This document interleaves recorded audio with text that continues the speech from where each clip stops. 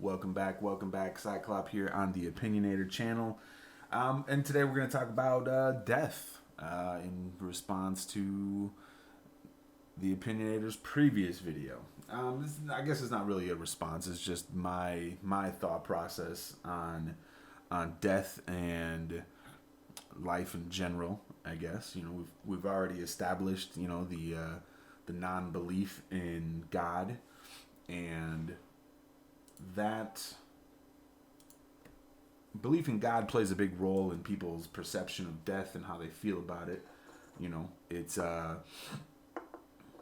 comes down to, do you believe in God? Do you believe in heaven? Do you believe in hell? Right? Despite, whatever religion you are, those two things, those two questions, heaven and hell, and what happens after you die, I guess those three statements, right, or three different types of beliefs.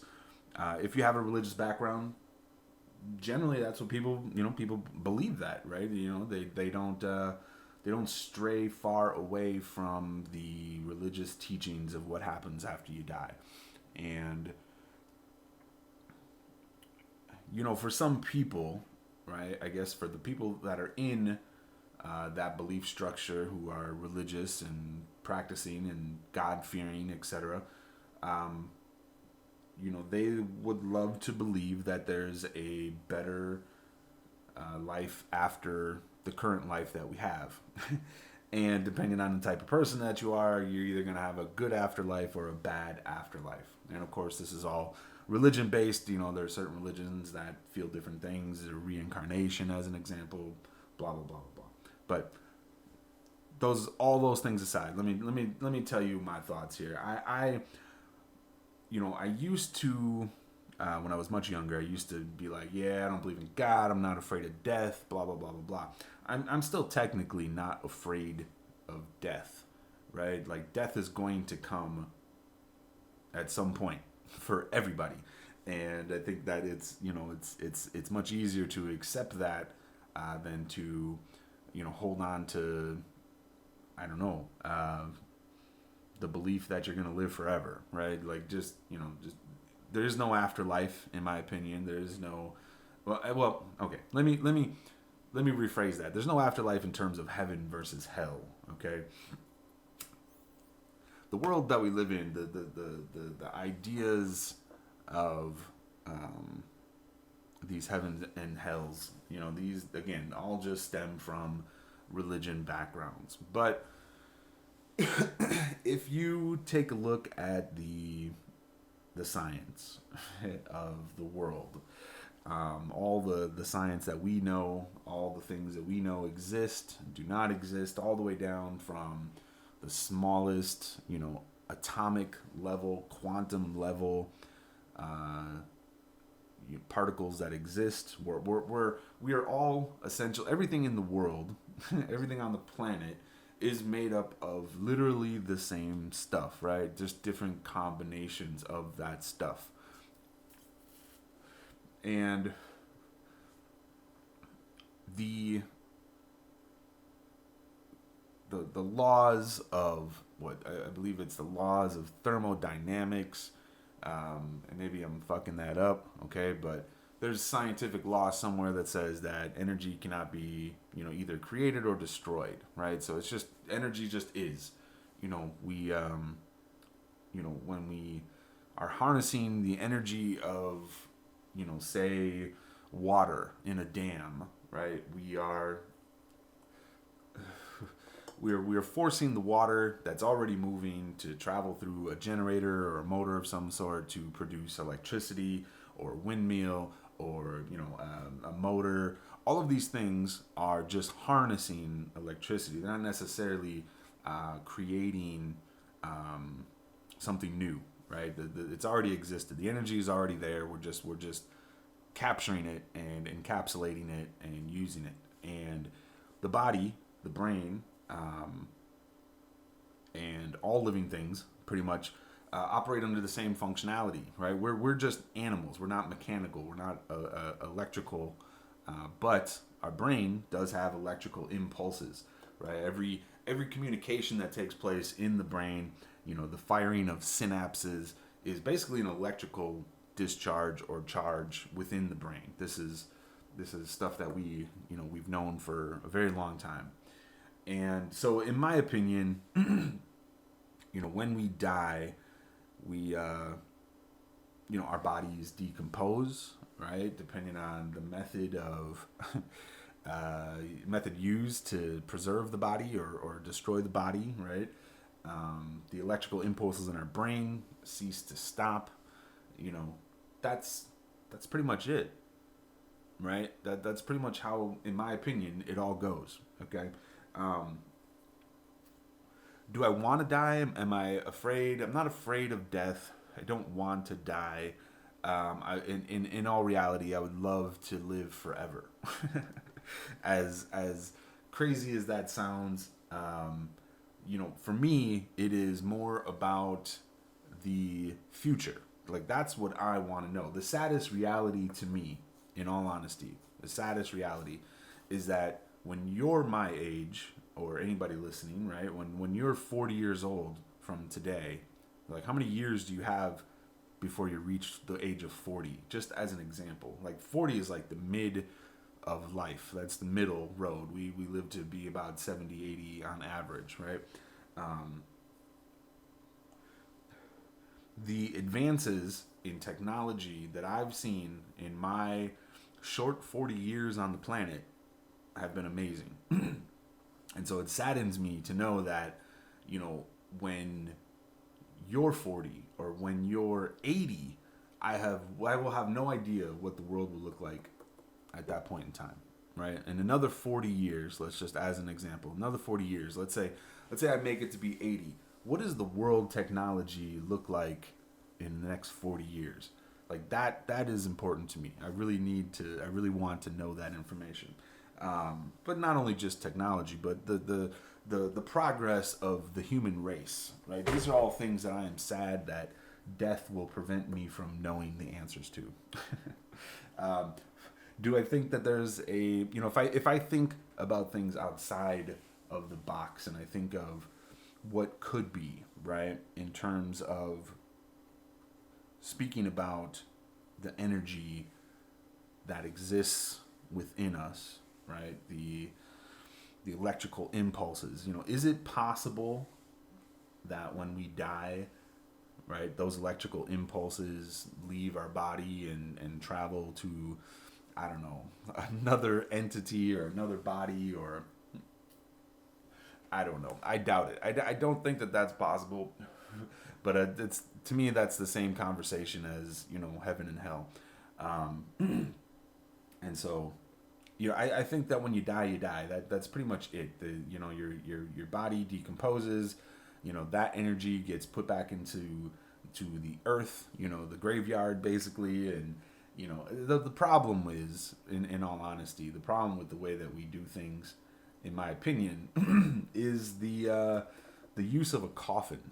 Right? Maybe that seems strange, but what we're doing is we are taking a bunch of dead bodies, organic material, basically, sealing it up in a box and burying it underground. There's no benefit to that in terms of the energy, right? The reduce, reuse, recycle, right? The recycling of the energy doesn't exist in our current state of body disposal, right? We're sealing a body up in a box and burying it underground, and the decomposition that takes place in order for that energy to be re-put back into the earth is hindered by the box that we create, and the more elaborate the box, the longer it's going to take for that box to decompose. And does it really matter, right? Does it really matter? Like, what would change if we just buried bodies without boxes, right? Without coffins? Nothing dramatic would change. I don't think there'd be a dramatic benefit from doing that. But that land, the graveyards, right, would benefit from, basically the fertilization of the decomposing bodies underneath the ground. So there could be some benefit, right, opposed to what we're doing. And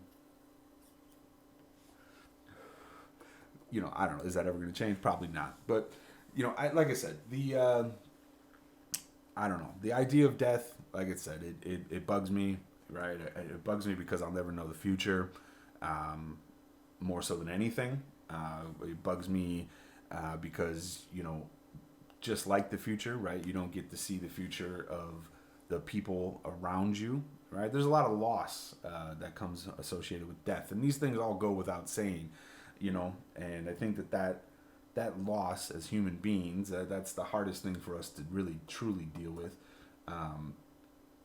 But again, if you just accept the fact that, listen, it's inevitable, right? It is inevitable that you're going to die one day. Does that suck? Sure. But that's just the reality of it. That's just how the world works. Nothing lives forever except for energy, according to, current science, right? So the energy exists. And so I don't think that our brains, I don't think that I don't think we have, quote unquote, a soul, if you will. A lot of the words that are associated with death and religion that we use are just, I don't know, they're just placeholders for moral high ground, in my opinion. And what do I mean by that, right? The idea is that if you're a good person and you have a good, then you have a good soul, right? You're nice and kind to everybody, that, again, you're going to move on to the next stage of whatever they believe life is, right? They believe that, people who believe these things, you die and you move on to bigger and better things. Maybe that's true. I don't know. Of course, nobody knows. Nobody can definitively answer those questions and say without a doubt, these things don't happen, right? We can't prove any of these things. And so for me, my brain only allows me to deal with factual information, and it is fun to think about, the other possibilities, right? Of, say heaven and hell as an example. But my question would be to these people and to those that have these beliefs, and I've asked these questions before, but like, why wouldn't you just want to die right away? Right? Like the moment that you find out, like, whatever the religion is, okay, whatever religion you are, whatever you believe in, okay, if the moment you learn that when you die, you go to place A or B or option C, whatever that may be, whatever these options are, whatever happens after you die, if that option is more appealing than current life itself, why don't we have like mass suicides within these religions? That's what I guess I don't understand in terms of the biggest leap of faith that exists in the world of religion. If you believe so highly in whatever is considered the afterlife of your religion, why aren't you really trying to get there as quick as possible?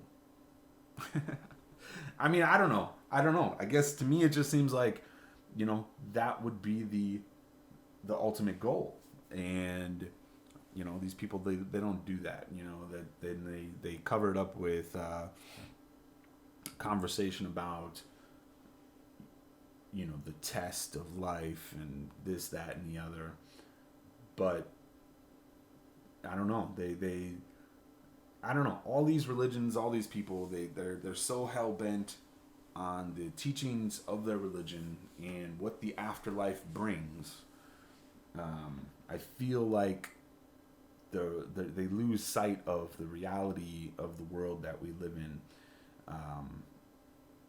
We have the means, we have science to explain a lot of what goes on in our world.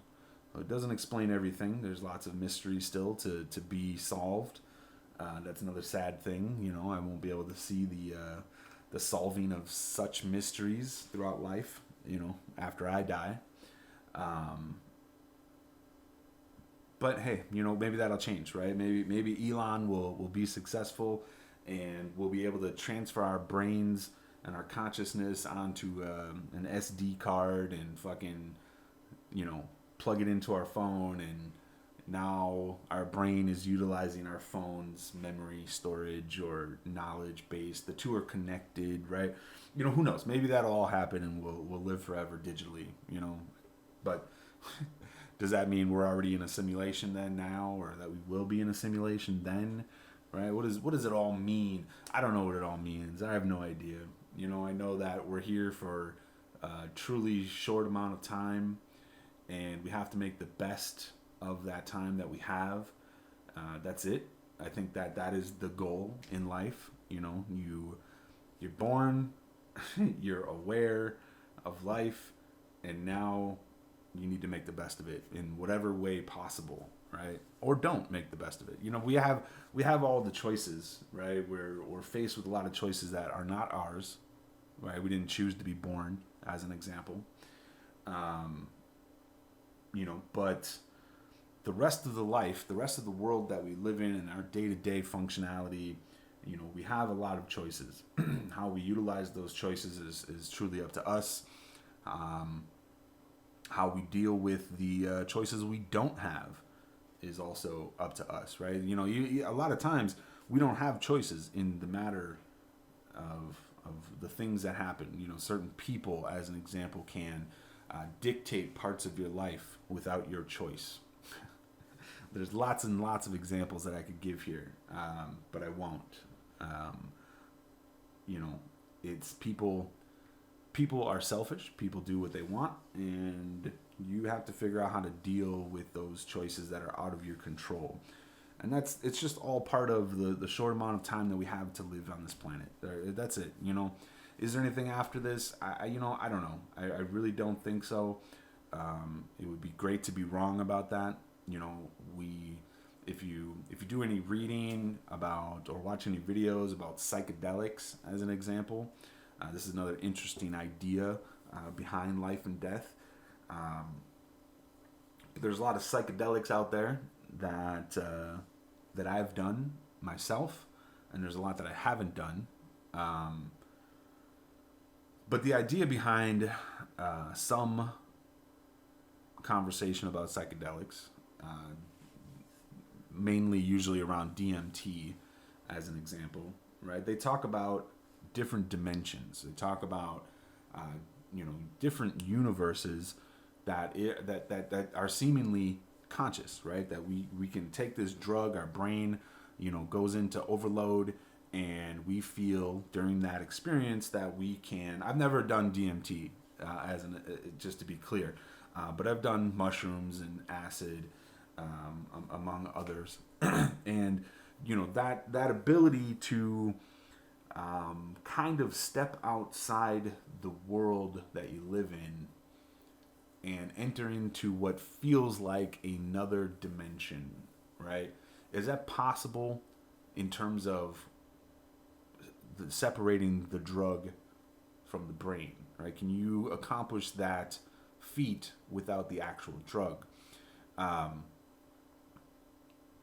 And I don't know that you can, but the brain is wired to react the way that it does under these psychedelic drugs, right? So you take the drug, your brain is already a functioning unit.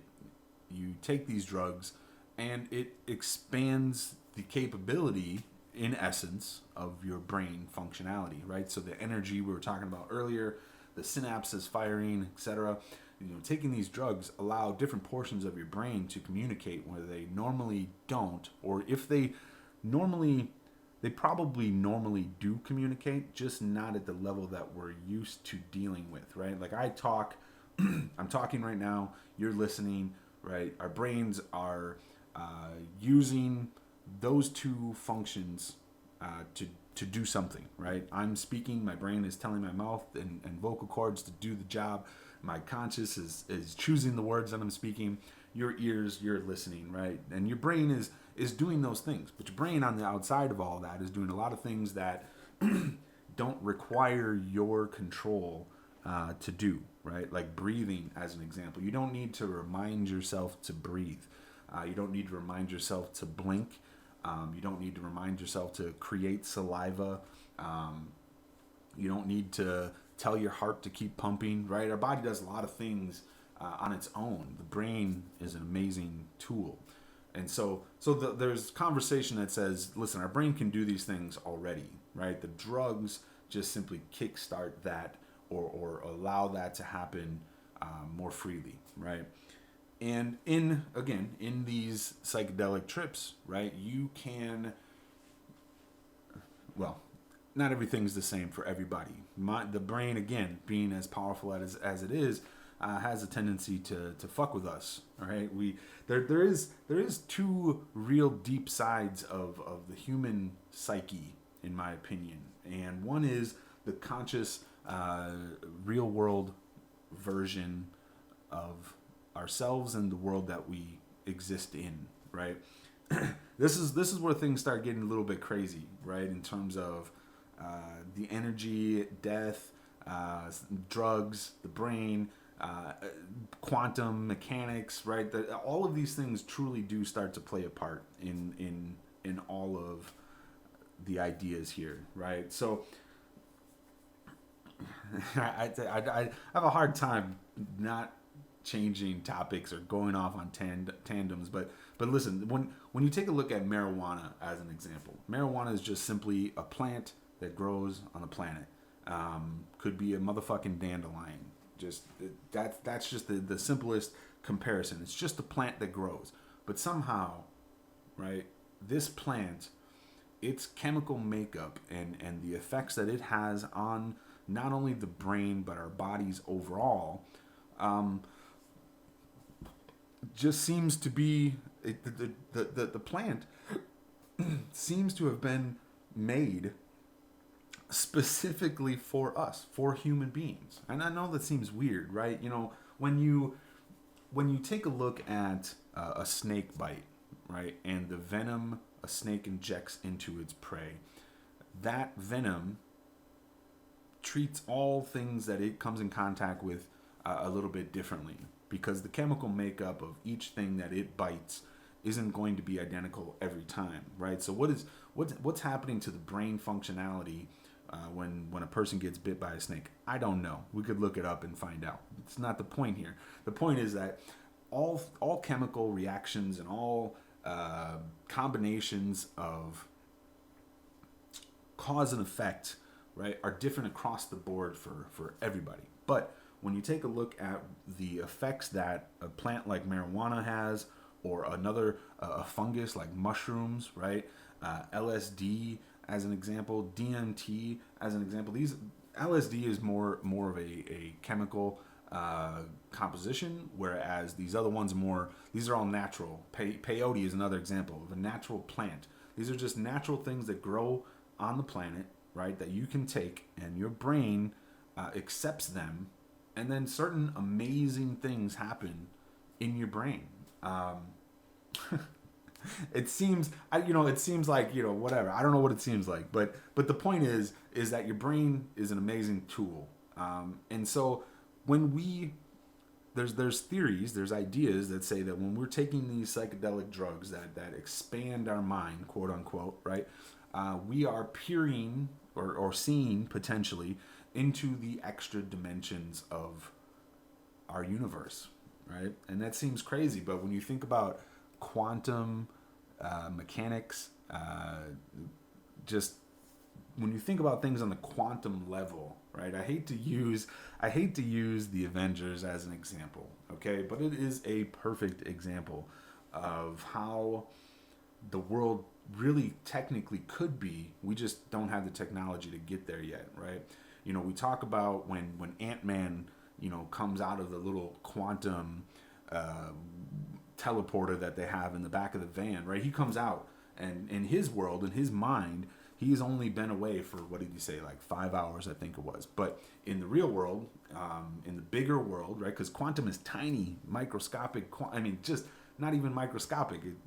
Quantum is just everything and the space between all the particles in the world, right? That's if you think about quantum on a basic level, it's all of the particles that make up everything on the planet. So, and in space, whatever.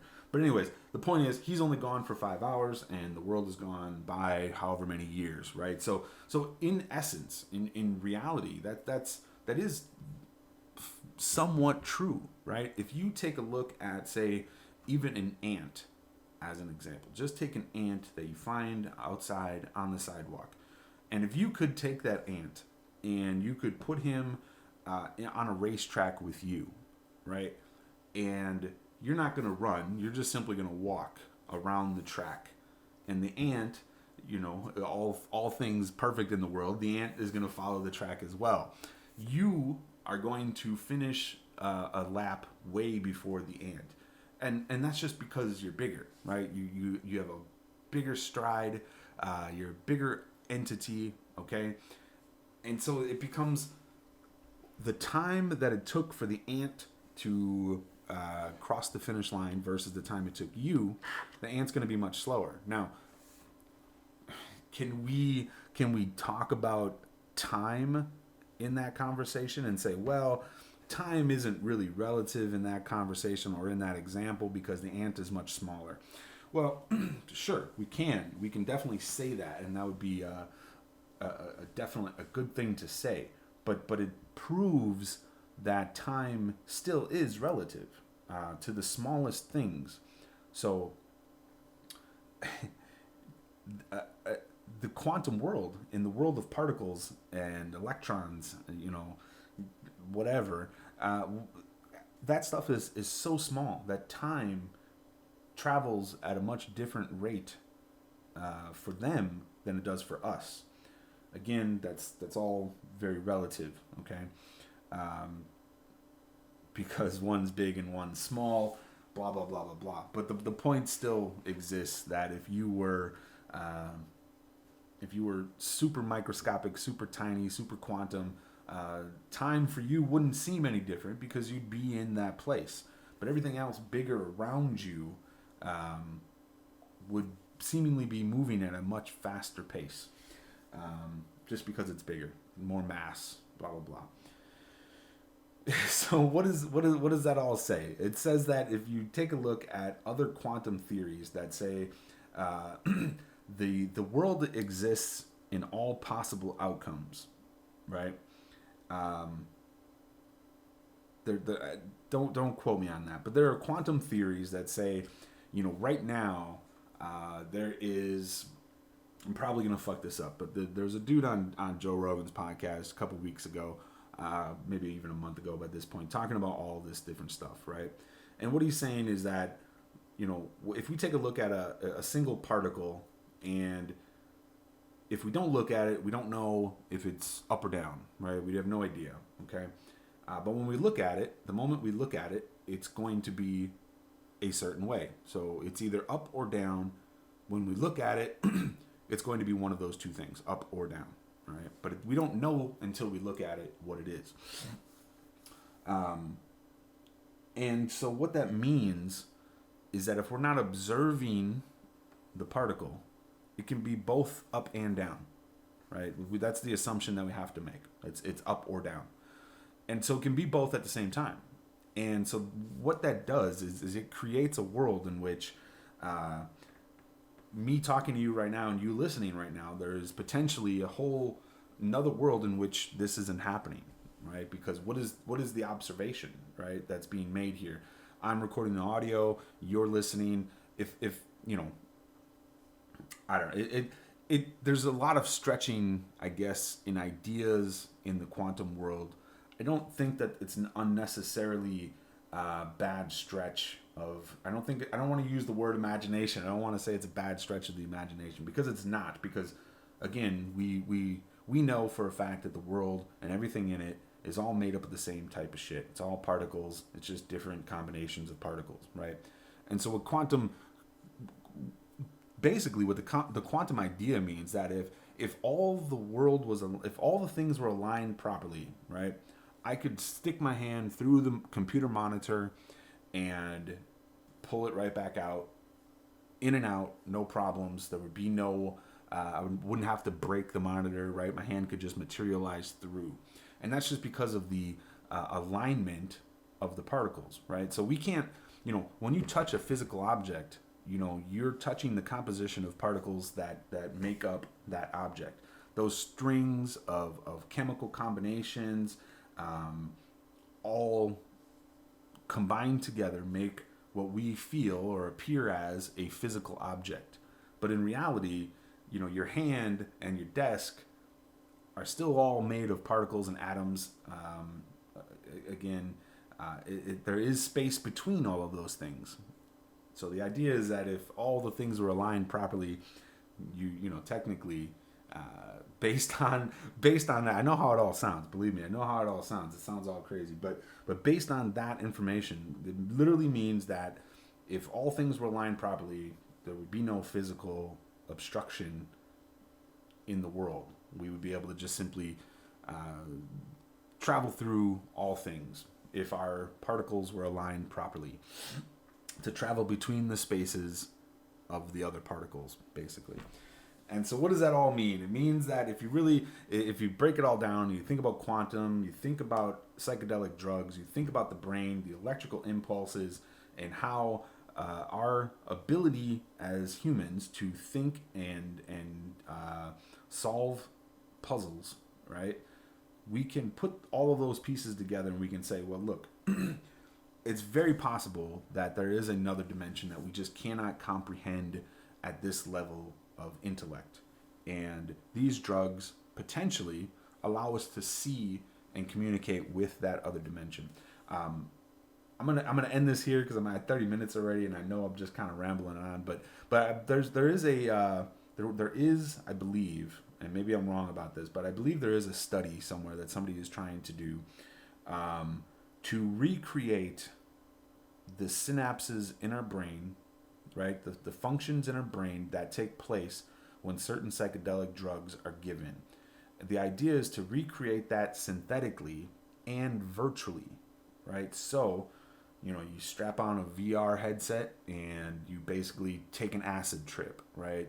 Maybe you strap some electrodes to your brain and it, creates the same type of synapses that the drug does, okay?